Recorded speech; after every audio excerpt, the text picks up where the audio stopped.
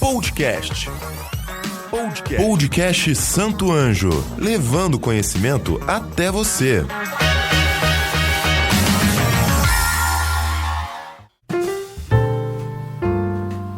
Sejam todos muito bem-vindos ao podcast Santo Anjo. Eu sou a Aline Brandalize e o tema do nosso primeiro programa de 2020 é Um Mundo, Muitos Mundos. E para falar sobre isso, nós contamos com a presença de 3 professores Santo Anjo. Roseli Angeloni é professora de Sociologia e História do Brasil. E olha a novidade aí, ela é a nova embaixadora da Olimpíada Nacional de História do Brasil. Agradecemos por aceitar novamente o nosso convite, professora. Eu que agradeço e é um prazer novamente estar aqui fazendo parte desse podcast. Thiago Silva, coordenador de Ciências Humanas e professor de Filosofia. Ele também está conosco pela segunda vez. Bem-vindo, professor. Muito obrigado, boa tarde a todos. É um imenso prazer poder estar participando mais uma vez desse projeto maravilhoso. Muito obrigado. E para completar o debate de hoje, estamos com a professora de Produção de Texto e coordenadora de Linguagens, Emanuele Costa. Agradecemos pela presença, prof. Eu é que agradeço e tenho certeza que vai ser uma conversa incrível. O tema Um Mundo, Muitos Mundos foi inspirado na Declaração da ONU para o ano de 2020, onde a organização indica temáticas que devem ser pensadas por toda a sociedade com o objetivo de encontrar soluções para problemas reais. E ele engloba tanto compreender melhor a diversidade da sociedade em que vivemos, como buscar entender da melhor maneira possível a realidade em que nós não vivemos. É isso, professores? Exatamente. Aconteceu essa reunião em setembro do ano passado, 2019. Tentam atingir essas metas a partir de agora, de 2020, mas é o que eles chamam de Agenda 2030. Ou seja, o final de tudo isso só vai acontecer, o resultado final, em 2030. Então, existem alguns pontos que o secretário-geral da ONU, Antônio Guterres, enumerou no discurso de abertura, que é o que vai fazer parte justamente disso. Engloba política, diversidade cultural, diversidade de gênero, paridade de gênero, que é o que a gente vai discutir. Mudanças climáticas, resolução dos problemas do que tem ocorrido agora. Muito recentemente teve as enchentes, os alagamentos na cidade de Belo Horizonte. Ou seja, a gente já começa a ver que esse tipo de coisa não está restrito mais a simples áreas de risco ou áreas de ocupação que foi até há pouco tempo atrás. Está atingindo o centro da cidade, já está atingindo bairros nobres da cidade. Então, isso é um problema agora global, porque não é só o caso do Brasil, não foi o caso de Belo Horizonte, há pouco tempo São Paulo, mas em compensação é do mundo todo. Nevascas, frio intenso, calor intenso, tudo isso que a ONU, junto na Agenda 2030, tenta fazer com que os 193 países que fazem parte da ONU possam cumprir. É claro que nem todos assinaram essa agenda, infelizmente. Mas isso a gente vai discutindo no correr do tempo. Quer falar alguma coisa, Emanuele? Então, eu acho que é incrível a gente poder discutir essa questão de que extrapola, né, aquilo que a gente está vivenciando imediatamente, né? Porque pode parecer que a gente aqui em Curitiba, aqui no Paraná, não tenha que repensar, por exemplo, essas questões da enchente, como a Roseli falou, né? Em Belo Horizonte, tanto no estado de Minas como de São Paulo, isso ficou evidente agora com o noticiário. Mas é algo que é importante para a gente aqui também. Então, essa discussão de Um Mundo, Muitos Mundos, né, ela é super importante para a gente repensar as nossas práticas. Então, quando a gente tenta colocar isso em discussão numa escola, por exemplo, é para a gente fazer essa reflexão de que as nossas ações, as nossas reflexões, as questões que a gente coloca como importantes na nossa vida, elas não são necessariamente aquilo que a gente está enxergando de imediato. Então, entender que a gente faz parte de algo muito maior e que às vezes a gente ainda não percebeu que o nosso impacto aqui, né, aquilo que a gente realiza aqui tem um impacto significativo maior, é uma cadeia, né? Então, eu acho que é super importante a gente refletir um pouco sobre essas questões. Qual é realmente o objetivo, né, ao se trabalhar com essa temática? É, a princípio, a formação humana, certo? Quando é que você sai do seu mundinho e passa a compreender a realidade de fato ao seu redor?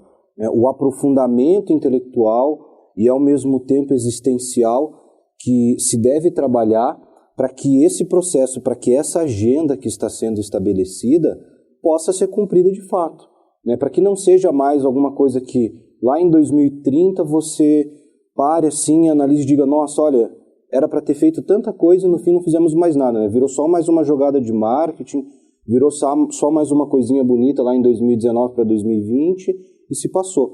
Então é o investimento na formação humana, né? No aprofundamento intelectual, na reflexão que se realiza, como as professoras abordaram, né? A professora Emanuela, a professora Roseli, é você começar a perceber que alguns problemas que se tinha em locais afastados, isolados das grandes cidades, agora chegaram nas grandes cidades. E então, peraí, qual que é a reflexão que se realiza disso? Então é o meu problema só porque eu estou perdendo meu automóvel? Né? Então, se eu não perdi nada nisso daí, então não é uma coisa que chegou até mim, certo? Eu achei interessante, né? A gente estava acontecendo todas essas questões de enchente em São Paulo. Eu tenho família em São Paulo, então para mim foi um tema muito relevante nos últimos dias, e daí a gente está descobrindo um pouco mais, e daí tem muito a ver com isso que a gente está discutindo, que as coisas não foram acontecendo de um dia para o outro, né? Então, tem algumas pesquisas que mostram que em 33 anos, São Paulo, o estado de São Paulo foi o que maior teve o solo impermeabilizado. Então, 11% da cidade, daí falando da cidade de São Paulo, teve essa utilização, por exemplo, de não tem mais, o solo não vai mais absorver a água da chuva, né? Então, não é à toa que São Paulo acabou acontecendo isso que aconteceu nesses dias atrás. Então, como que a gente pode observar o que está acontecendo e não só vivenciar os problemas depois quando eles acontecerem, né? Então, a minha atitude de hoje é que vai, de alguma maneira, evitar coisas como essa no decorrer do tempo.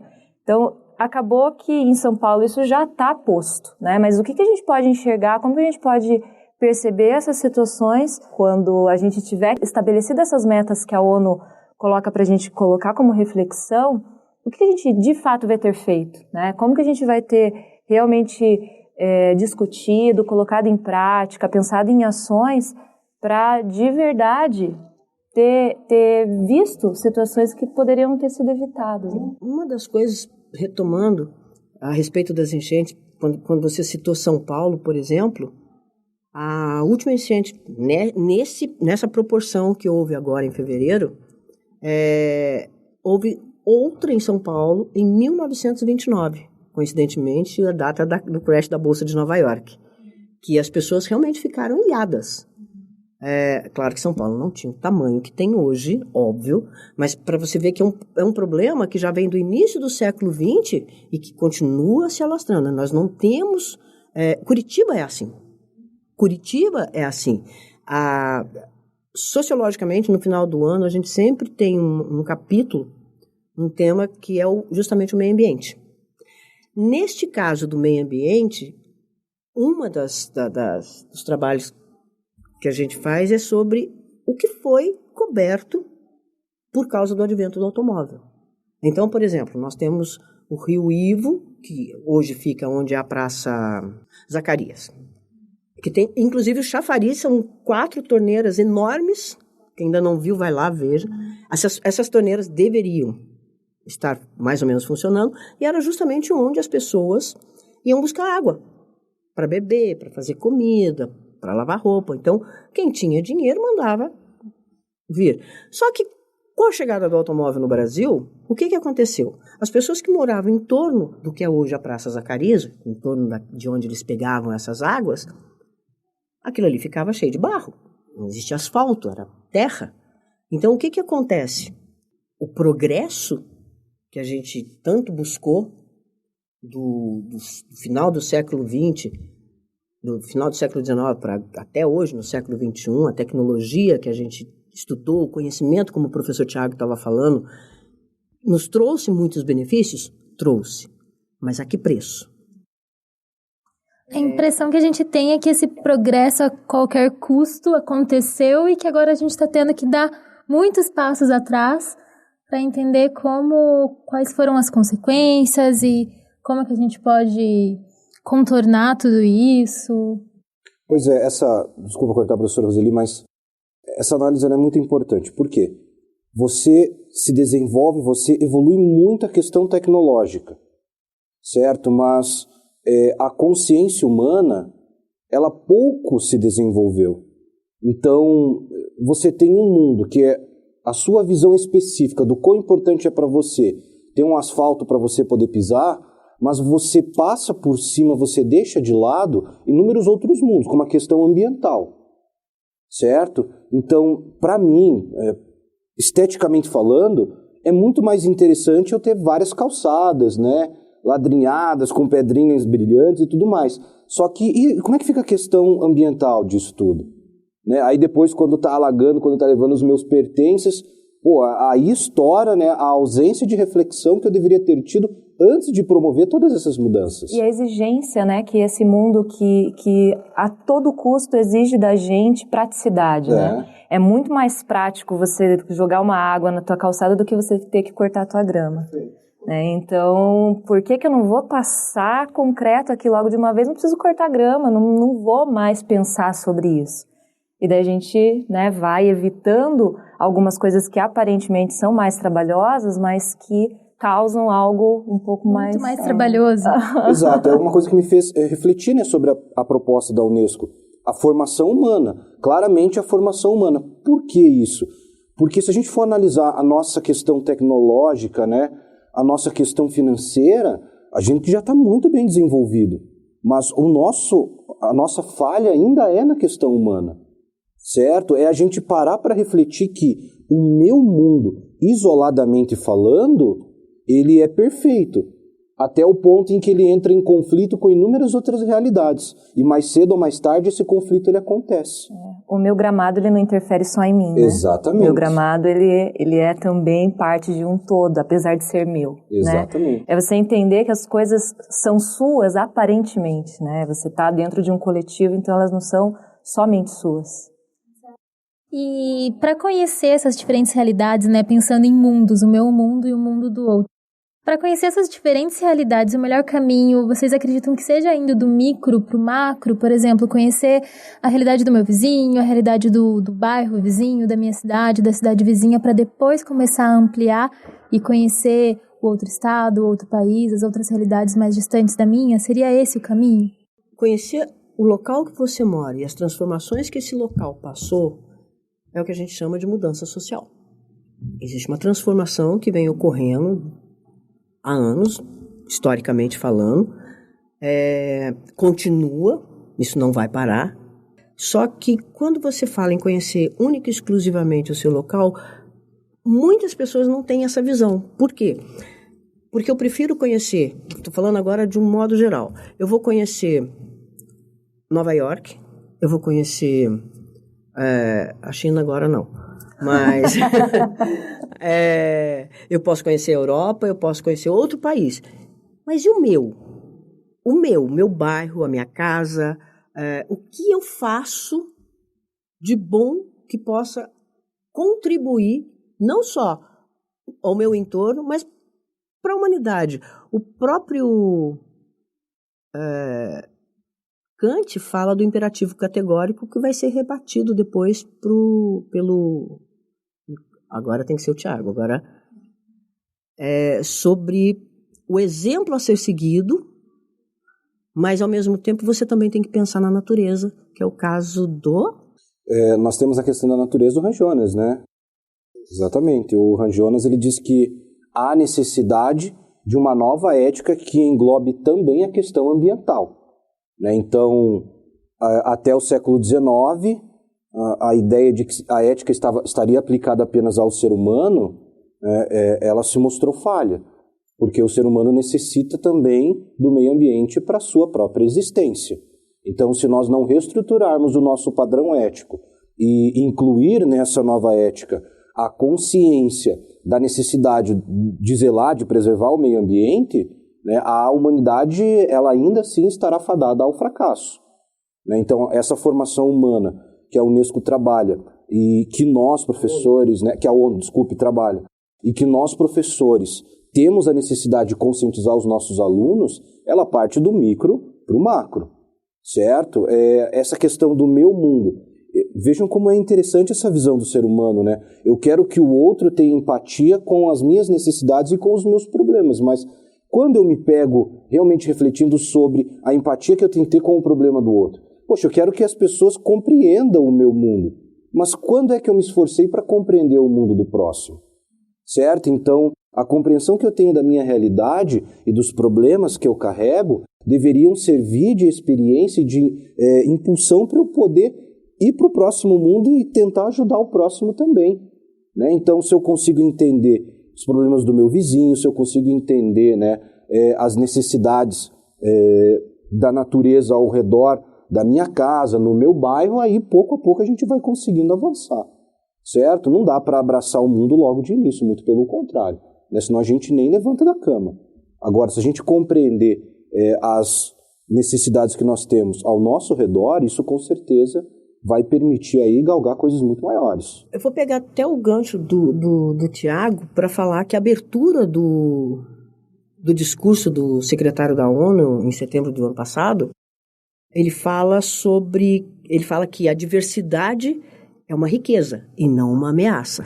Tanto é que esse é um dos temas que vai ser discutido, um dos objetivos que vai ser citado durante o discurso, que vai, por exemplo, paz e segurança, erradicação da fome, da pobreza, educação de qualidade, ação climática, que a gente está debatendo até agora, inclusão, direitos humanos e a paridade de gênero. Ou seja, a gente está atravessando uma fase, e um dos primeiros assuntos que a gente engloba em sociologia no segundo ano, principalmente, é a desigualdade social.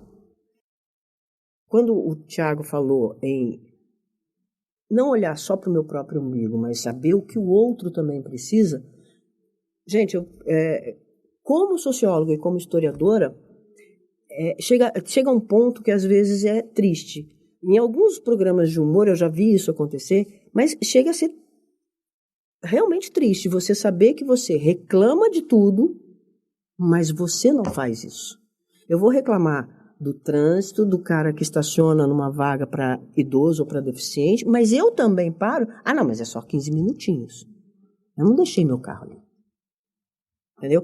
Eu vou chegar num redutor de velocidade, num pardal, eu estou a 80, o redutor é de 60, daí eu piso no freio. Tá, mas eu não estava a 60. Então eu estou sim infringindo. Aí o outro que está, se eu não consigo frear, eu posso acabar ocasionando um acidente grave, como isso já aconteceu, porque você está mexendo com uma máquina, e tantas outras coisas. Quando eu falo em diversidade, por exemplo, o brasileiro sempre foi tido como acolhedor. O Brasil é o país do acolhimento,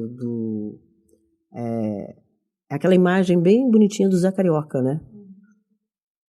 Enfim, há poucos dias atrás, se não me engano, 1 ou 2 semanas atrás, o pessoal de Pacaraima, no Acre, estava colocando fogo nas barracas dos venezuelanos que estavam entrando pela fronteira, inclusive nas coisas deles, de novo.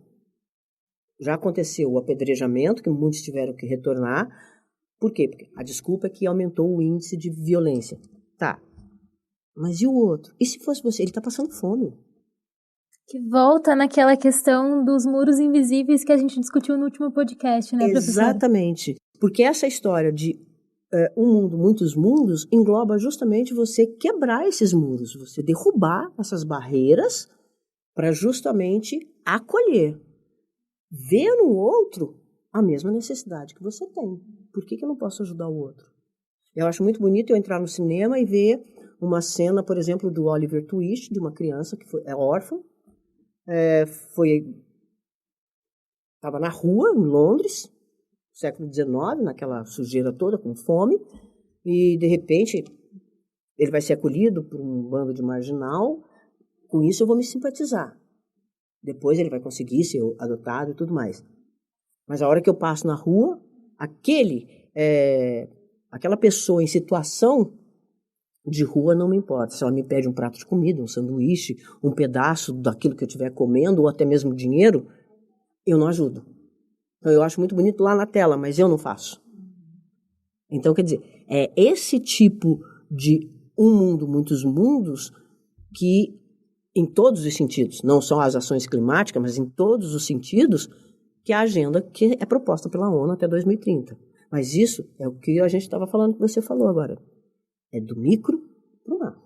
Não adianta a gente querer consertar o mundo como um todo, não tem como. Sim, e o que é importante as pessoas se conscientizarem, né? Que as nossas diferenças, elas não devem ser transformadas em abismos entre esses mundos, né? Mas sim em pontes, para que a gente possa promover algum tipo de união de fato, né? Então, na tela do cinema, a união ela é muito bonita, mas no meu mundo, na minha realidade, ela não se aplica, certo? O ser humano, ele é único e exclusivo, né? Sempre existirão diferenças, né? Sempre existirão pensamentos entrando em determinados conflitos, certo?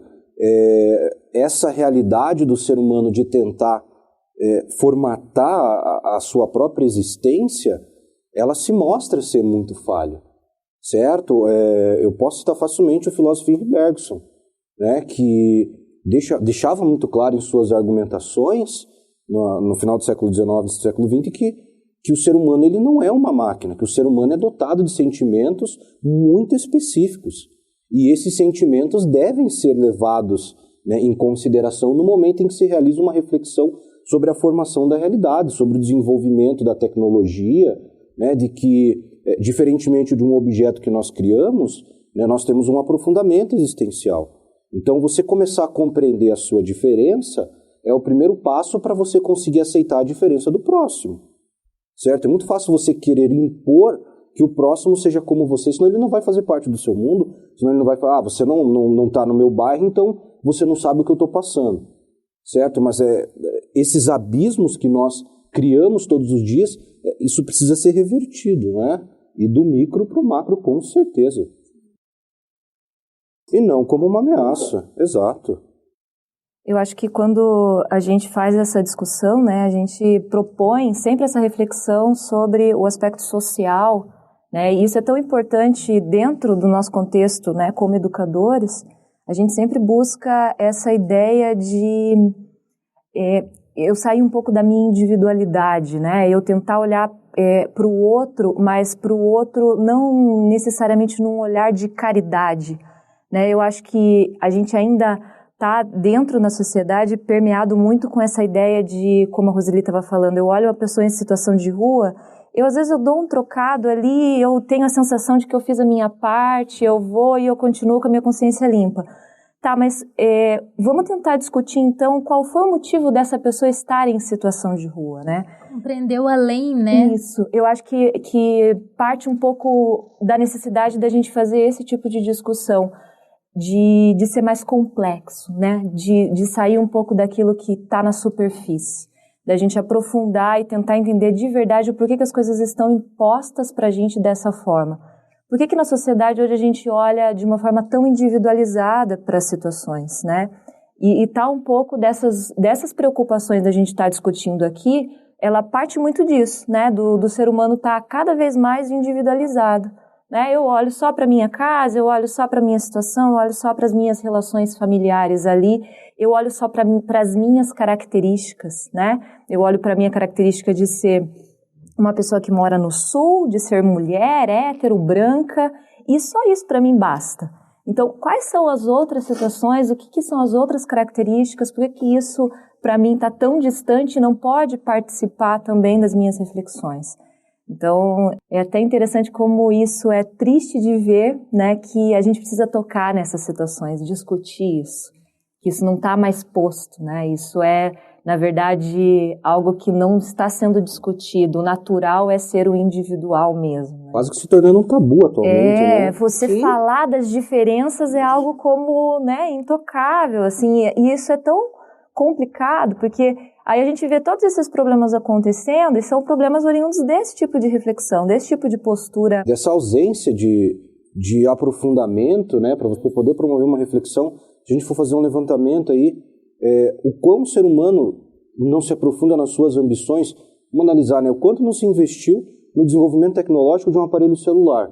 Né? Se a gente fosse fazer um comparativo, como era um aparelho celular há 10 anos atrás e o quão ele melhorou e se desenvolveu atualmente. Agora vamos fazer um comparativo sobre o quanto a tua sociedade investiu na redução da desigualdade social. Entende? O quanto ela avançou, se é que avançou. Ou ações que pensem, por Exato. exemplo, né, a diminuição, né, da desigualdade dentro de um extrato social específico, ou a questão ambiental mesmo, né?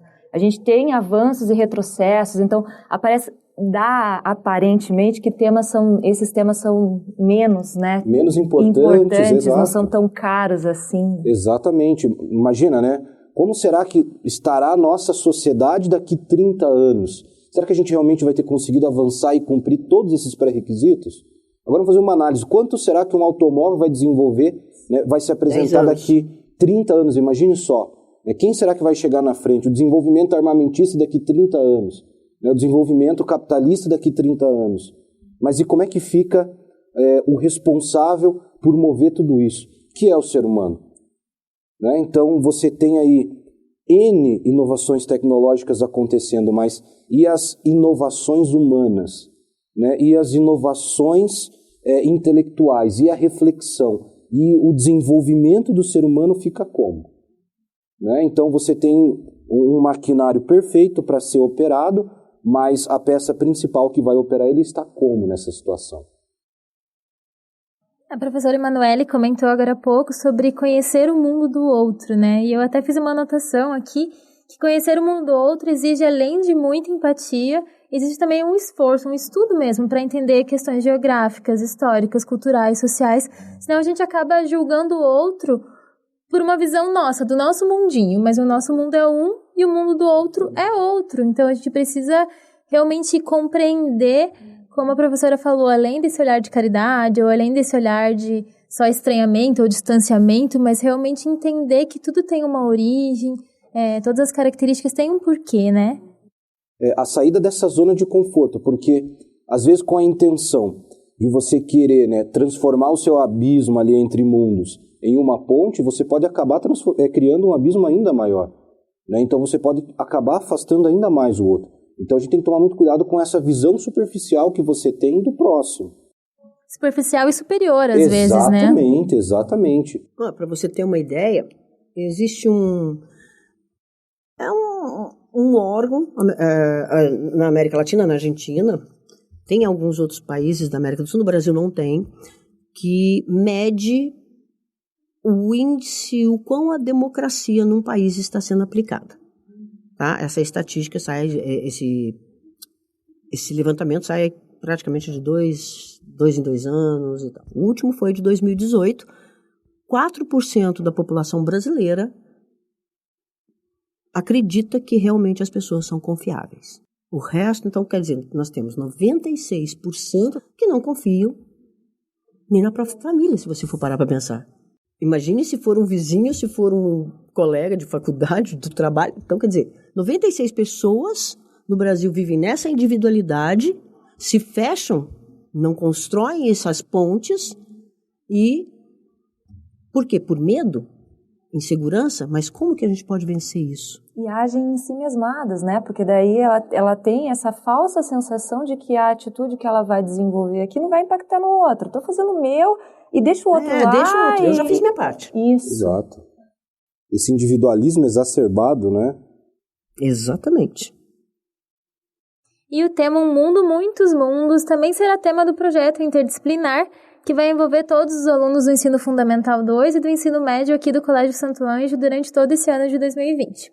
E eu gostaria agora que os professores falassem um pouco pra gente sobre a importância dessa formação que vai além da sala de aula, no sentido assim que vai além do acadêmico, da física, matemática, química, história, mas que pensa no desenvolvimento humano, né? A formação completa. Acho que essa, Aline, é a beleza da gente ser educador, né? Porque quando a gente enxerga questões na sociedade que você quer modificar, eu costumo brincar que a gente tem a oportunidade de transformar isso em meta de planejamento. Então a gente olha lá a situação e fala assim, bom, como que aqui na escola a gente pode fazer discussões que transformem o que a gente está enxergando de errado aí fora, né?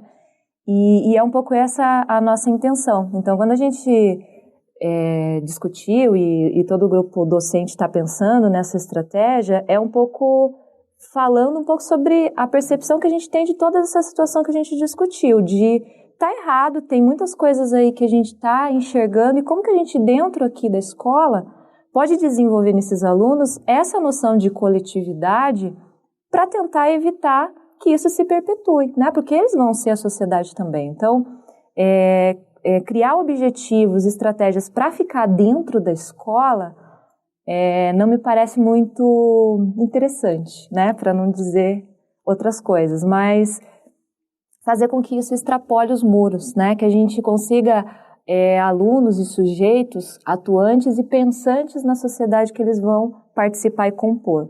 É um pouco essa a ideia. O Thiago pode completar? Isso, e uma coisa assim, que às vezes os professores acabam alimentando, né? Nós professores acabamos alimentando, que é olhar muito só na nossa disciplina. Né? Então eu, professor Thiago Silva, professor de filosofia, entrei na sala de aula, dei minha aula de filosofia, acabou, não sei qual que é a próxima aula, não sei o que veio antes, viro as costas, fecho a porta e já foi. Né? Então, conscientizar os alunos, mas ao mesmo tempo conscientizar os professores que todos nós estamos envolvidos nesse projeto. Né? Que todos nós juntos, né, iremos desbravar essa interdisciplinaridade. Né? Que tanto eu, professor, quanto outros colegas de áreas diferentes e os alunos, cada um com o seu perfil, temos muito a aprender e, querendo ou não, também ensinar, mas sempre em conjunto. Né? Então, é um momento assim de eu me descobrir como professor de filosofia, mas também como um professor que pode contribuir com outras áreas e que pode receber auxílio de outros professores e contribuir com os alunos, mas ao mesmo tempo receber, né, um respaldo deles. Entende? Então, esse projeto ele serve justamente para a gente tentar transformar cada vez mais o abismo em uma ponte, mas sempre conscientizando de que isso só é possível em conjunto. O trabalho em equipe, justamente por isso que ele é interdisciplinar, e o projeto tem esse objetivo central, e endosso o que o Thiago falou sobre essa questão do professor fechar a porta depois que bateu o sinal e não se interessar no que vem depois. Em que sala que eu vou? Que aula que eu vou dar? Pronto, acabou. Deu os seus 50 minutos, você vai embora. Não. Em cada trabalho que a gente realiza, independente só do projeto, o projeto, digamos, vai ser o ápice de tudo. Mas aquilo que a gente desenvolve todos os dias em sala de aula, aqui no Santo Anjo, envolve também outros professores. A gente sempre está dialogando o ano todo para ver, vamos fazer um projeto juntos, vamos fazer nós dois, dá para encaixar isso, aquilo.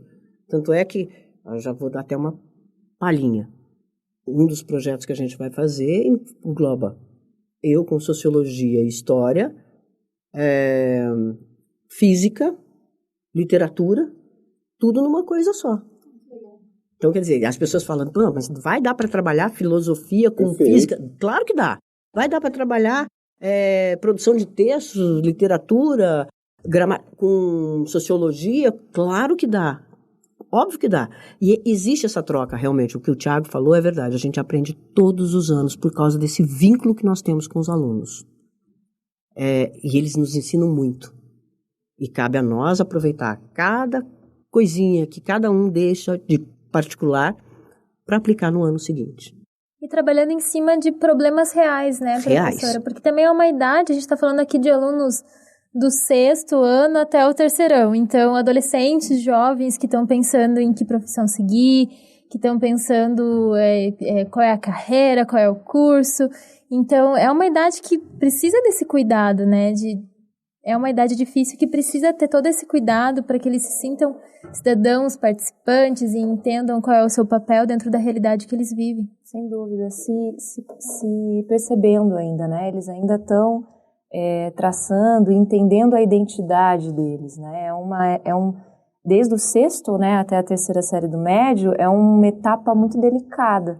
Então, às vezes a gente acaba na nossa correria, né, negligenciando algum tipo de postura, algum tipo de situação, mas a ideia do projeto é, inclusive, poder perceber posturas e e ações que a gente, às vezes, na aula regular, ela não aparece. Então, o projeto, ele proporciona um pouco, mostrar um pouco essas competências que ficam um pouco ocultas dentro do dia a dia da sala de aula.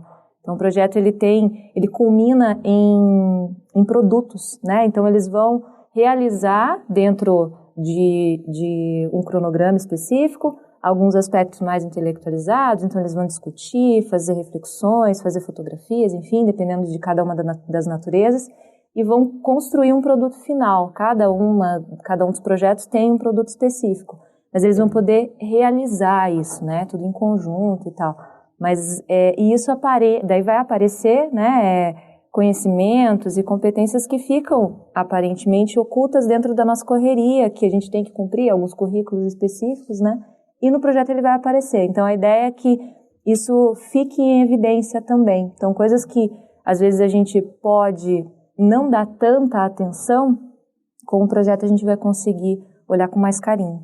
E a formação acadêmica e humana, elas andam juntas, elas têm que andar juntas, porque é justamente essa formação da personalidade, do caráter, que a gente quer tentar ajudar. Algumas vezes a gente consegue, nem tudo, né? Sim, o professor também não é infalível. As competências socioemocionais, né? Que a gente sim, fala. com certeza. Com certeza. E a gente também refletir sobre o seguinte, né? É um momento difícil para os alunos de se descobrir, mas aí também seria muita arrogância nossa imaginarmos que nós já estamos 100% prontos. Sim. É uma troca, né? Exatamente, né? Então a questão existencial do aluno, mas espera aí, eu também tenho a minha, né? E que nós juntos conseguimos aí trabalhar essa questão também. Então essa produção assim ela traz para esse aprofundamento intelectual que nós tanto necessitamos, né? Todos nós, sem exceção. É muito importante trabalhar isso também. Em um mundo formado por tantos mundos, precisamos de atores sociais conscientes para compreender e respeitar, mas também para transformar o que precisa ser transformado. E o melhor caminho para isso, professores, é a educação? Perguntar isso para o professor, a gente já sabe a resposta. É a educação. A educação de qualidade, perguntar para o professor não dá. Tanto é que um dos objetivos dessa reunião do secretariado da ONU e tudo mais, é justamente a educação de qualidade. E é o direito, né? É um direito. Como isso é importante, né? Não humano, é uma coisa, um direito universal. Não é algo que a gente faz como alguma coisa. Vamos. Não, é um direito. As pessoas têm direito à educação de qualidade, né? A gente precisa garantir que isso aconteça. Não é qualquer coisa. A gente estava falando, né? O que é importante? É uma tecnologia. A tecnologia é fundamental, né? A sociedade ela se desenvolve. A gente consegue ter alimento para mais pessoas, a gente consegue facilidades na vida, enfim. Mas o direito à educação, onde a gente está colocando isso como prioridade, né? Como que isso está sendo discutido pelas sociedades? Onde está, né, esse aspecto no rol lá de importâncias? Exatamente, essa questão de você conseguir incentivar as pessoas a terem mais clareza sobre isso, né? Que o caminho ele é a educação, certo? Mas não só a troca de informações, né? Mas a reflexão que se tem sobre essas informações. Né? Os alunos do terceirão, por exemplo, que estão num momento muito especial, né, da vida deles, num momento de escolhas muito difíceis, mas que, ao mesmo tempo, eles entenderem que o que se é trabalhado ali vai muito além apenas de uma prova que eles precisam fazer, né? De que a profissão que eles estão escolhendo, ela vai muito além, né, dos responsáveis dele poderem falar numa conversa de família, não, porque agora meu filho, que agora o meu neto está fazendo medicina, ele está fazendo engenharia, que é muito mais do que um status, né? Que a engenharia ela é muito mais do que você apenas ter como garantir uma ótima condição financeira, né? De que a medicina é muito mais do que um status na sociedade, do que você ter um emprego de alta remuneração garantida. Aliás, certo? Vou aproveitar a tua deixa e vou dar uma dica de um livro que, infelizmente, não dá tempo da gente trabalhar, mas é excelente, que fala sobre essas modificações do trabalho. Chama-se A Corrosão do Caráter, de Richard Sennett. Quem tiver a oportunidade de ler, leia, porque ele vai fazer justamente o que você falou. essa transição do que era o trabalho, por exemplo, para o meu pai, para o meu avô, de ter o mesmo emprego até se aposentar. O primeiro emprego aos 18 e foi até a sua aposentadoria. Por quê? Porque ele via o resultado desse trabalho na prestação da casa própria que ele estava pagando. Terminou de pagar, mas ele acompanhava o filho na escola, ele deixava o filho na escola, ele brincava com o filho no final de semana. De repente, ele fez tudo isso para que o filho dele tivesse condições, tivesse uma educação diferente da dele e, de repente, para não passar por tudo que ele passou. Ele se aposentou, tudo bonitinho, o filho conseguiu sim. Se formou numa grande universidade, só que ele não tinha tempo. Nem ele, nem a esposa, porque o tempo começou a corroer. Não é a questão do caráter da pessoa, mas aquilo que envolve a família, aquilo que envolve a parte humana de cada um de nós. Então, uma das coisas mais interessantes que você hoje não é. Essa é a tua identidade, é pelo que você faz. Eu não sou a Roseli. Quem é a Roseli? Ela é professora. Bom, então é exatamente isso. A Corrosão do Caráter é um excelente livro e vale a pena como dica. Então, em nome do Colégio Santo Ângelo, eu quero agradecer a presença dos professores convidados do podcast de hoje. Muito obrigada, professor Tiago, professora Roseli, professora Emanuele. E até o próximo programa. Obrigada. Você ouviu Podcast Santo Ângelo, uma produção do Colégio Santo Ângelo de Curitiba. Os programas estão disponíveis nos principais canais de streaming e também no site colégiosantoanjo.com.br. Participe! Você pode indicar novos temas e convidados pelo e-mail podcast@colégiosantoanjo.com.br. Até o próximo programa!